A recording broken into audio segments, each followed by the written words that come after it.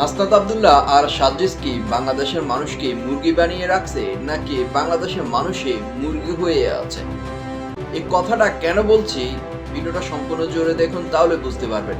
আর আমার ইউটিউব চ্যানেলে যারা একবারে নতুন, অবশ্যই ইউটিউব চ্যানেলটি সাবস্ক্রাইব করবেন নিত্য নতুন ভিডিওর জন্য। আর ফেসবুক পেজে দেখে থাকলে অবশ্যই পেজটি ফলো দিয়ে রাখবেন।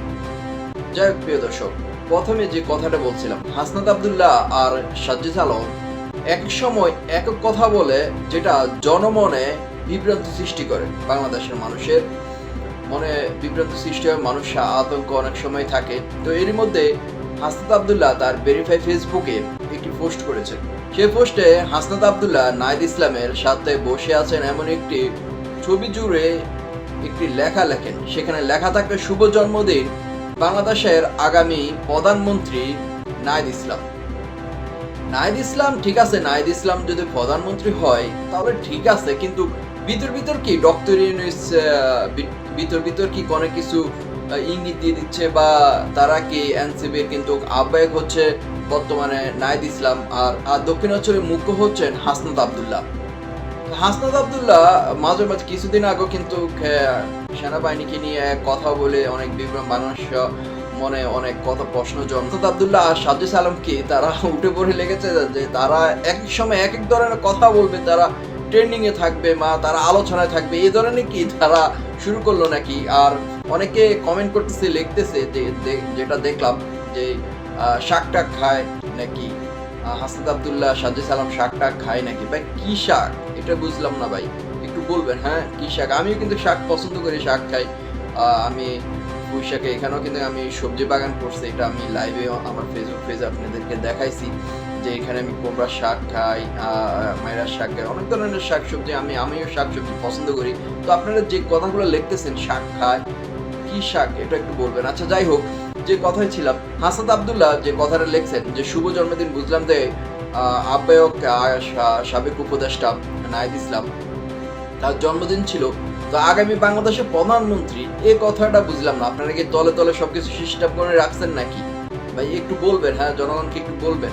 নাকি ডক্টর ইউনূস আপনাদেরকে সবুজ কোনো সংকেত দিয়েছে, বা ডক্টর ইউনূস ছেড়ে দিয়ে প্রধানমন্ত্রিত্ব দিয়ে যাবে নাহিদ ইসলামকে? এমনও তো সুযোগ সুবিধা দেখতে পাচ্ছি না। আর অনেকে বলতেছে যে হ্যাঁ এমন পরিস্থিতি এখন, হয়তো তারেক রহমান ভবিষ্যতে প্রধানমন্ত্রী, বা খালেদা জিয়া ভবিষ্যৎ প্রধানমন্ত্রী, এমন ধরনের গুঞ্জন শোনা যাচ্ছে। খালেদা জিয়ার কথা কম আসলো, কিন্তু তারেক রহমানের বেশি কথা আসতেছে, ইয়াং প্রধানমন্ত্রী, এই ধরনের কথাবার্তা আসতে। ইয়াং বলতে হচ্ছে যে এবার তো প্রথম তার জন্য, মানে এই বিষয়টা, এই জন্য তারেক রহমান আর নাহিদ ইসলামের জন্য শুভকামনা এই সেকশনে বা আসতেছে, বা দ্বিতীয় সেকশনে বা তৃতীয় সেকশনে, এমন কি না, মানে এটা বলা বাহুল্য। সারা বাংলাদেশে এনসিপি যে নতুন দলটা, জাতীয় নাগরিক পার্টি, তারা 10টা সিট পাবে কিনা এমনও সন্দেহ রয়েছে। তো এমনও মানুষ অনেক ধরনের কথা বলছে যে তারা 10টা সিট পাবে কিনা নতুন একটা সংগঠনে। এর মধ্যে কিন্তু তাদের নামে নানান ধরনের কথা আসতেছে।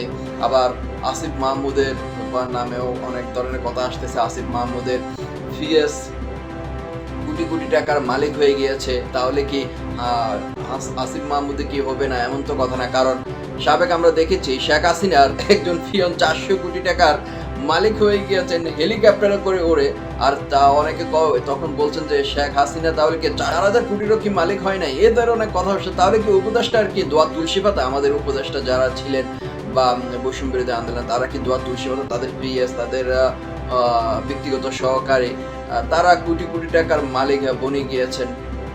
এর মধ্যে কিন্তু আসিফ মাহমুদ অনেক ধরনের কথা বলছেন যে এসব বিষয় বা তাদের হিসাব নিকাশ সবকিছু তারা জনসম্মুখে দিবেন।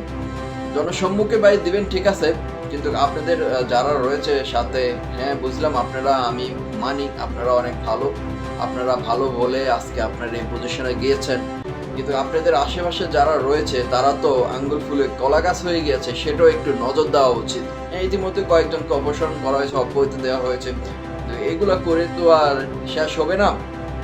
যাই হোক, যে পয়েন্টের কথায় ছিলাম যে নাহিদ ইসলাম আগামী দিনের প্রধানমন্ত্রী, এই ধরনের হাসনাত আব্দুল্লাহ একটি কিন্তু বয়ান দিয়ে দিয়েছেন, যেটা দেশ জুড়ে আলোড়ন সৃষ্টি হয়ে গিয়েছে, মানুষে অনেক বিভ্রান্ত হয়ে গিয়েছে। তো মাঝে মাঝে হাসনাত আব্দুল্লাহ, সাজ্জিদ আলম মনে হয় শাকসবজি, আপনারা যেটা বললেন আর কি, আপনারা বলছিলেন যে শাকটা খাই নাকি হয়তো বেশি অতিরিক্ত শাকসবজি খায়, এই ধরনের বক্তব্য মাঝে মাঝে দিয়ে থাকেন তারা, তাদেরকে হাইলাইটস বা তাদেরকে ট্রেন্ডিং এ আনার জন্য। তো দেখা যাক ভবিষ্যতে কি হয়, সেটাই দেখার বিষয়। তো তাদের বিষয়ের জন্য বা যে কথাগুলো বলছে, হ্যাঁ নাহিদ ইসলাম ভালো একজন লোক, এটা বলি। এনসিপির বা বৈষম্য বিরোধীদের প্রধান সমন্বয় বা প্রধান ছিলেন হাসনাত আব্দুল্লাহ।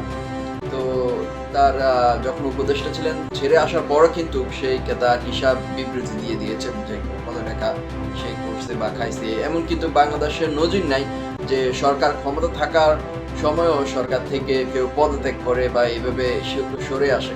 তো নাহিদ ইসলাম ভালো একটা কাজ করেছিলেন।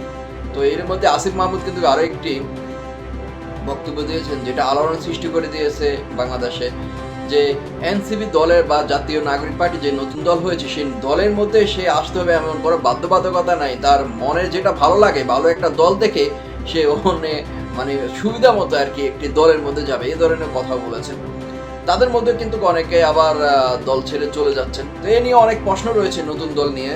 নতুন দল কিন্তু প্রথমে যখন আত্মপ্রকাশ পায়, তখন জনসাধারণের মনে অনেক মানে আশা ছিল যে বাংলাদেশের জন্য তারা কোনো কিছু করে যাবে, কিন্তু দিন শেষে ধীরে ধীরে তাদের জনপ্রিয়তা হারাচ্ছে, এমনই দেখা যাচ্ছে। তো যাই হোক, দেখা যাক প্রধানমন্ত্রী কে হয়। ভিডিওটা ভালো লাগলে অবশ্যই শেয়ার করবেন, আর কমেন্ট তো আপনাদের জন্য উন্মুক্ত। ধন্যবাদ সকলকে। আসসালামু আলাইকুম।